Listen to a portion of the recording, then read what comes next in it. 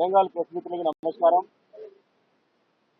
తెలంగాణ రాష్ట్ర వ్యాప్తంగా జరుగుతున్న ఆర్టీసీ సమ్మెలో భాగంగా రెండవ రోజు నర్సంపేట ఆర్టీసీ డిపోలో సీనియర్ డ్రైవర్ అయిన నర్సంపేట స్థానికుడు కోలా శంకర్ గౌడ్ గారు ఇవాళ అక్కడ జరుగుతున్నటువంటి సమ్మెలో భాగస్వాముల సందర్భంగా పోలీసులు అతి ఉత్సాహం చూపెట్టి సమ్మెను విచ్ఛిన్నం చేసే ప్రయత్నం చేయడం, వాళ్ళని డిస్టర్బ్ చేసే ప్రయత్నం చేయడం, టెంట్ కూడా వేసుకోనియకుండా ఆర్టీసీ డిపో పరిధిలో వారిని డిస్టర్బ్ చేసి అరెస్ట్ చేసే ప్రయత్నం చేయడం, దానివల్ల మనస్తాపానికి లోనై మాకు స్వేచ్ఛ లేదా, మా కాంగ్రెస్ పార్టీ ఎన్నికల్లో మాట ఇచ్చింది, ముఖ్యమంత్రి రేవంత్ రెడ్డి గత మీద కూర్చొని 3 సంవత్సరాల దగ్గరకు వచ్చింది, అనేక సార్లు అనేక పద్ధతులు అనేక రూపాల్లో ముఖ్యమంత్రి ఒకసారి, ఉప ముఖ్యమంత్రి ఒకసారి, ఆర్టీసీ మంత్రి ఒకసారి, అనేక మంది ఎంపీ కూడా అనేక సార్లు మాటిచ్చి తప్పిల్లో అని చెప్పి విశ్వాసం అప్పటికే కోల్పోయి సమ్మెలో భాగస్వాములు వచ్చినటువంటి కార్మికుల కష్టాలు చూసి శంకర్ గౌడ్ గారు ఇవాళ పెట్రోల్ పోసుకొని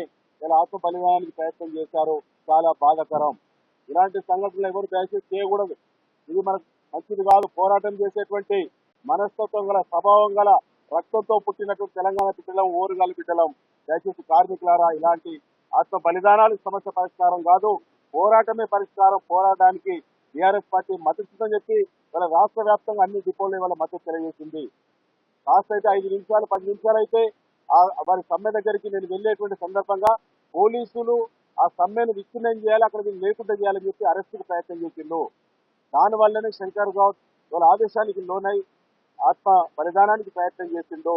దీనికి ముఖ్యమంత్రి రేవంత్ రెడ్డి, ఆర్టీసీ మంత్రి పొన్నం ప్రభాకర్, అదే జిల్లా మంత్రులు, నర్సంపేట ఎమ్మెల్యే దీనికి బాధ్యత వహించాలని చెప్పి టీఆర్ఎస్ పార్టీ కార్మికుల పక్షం డిమాండ్ చేస్తా ఉన్నది.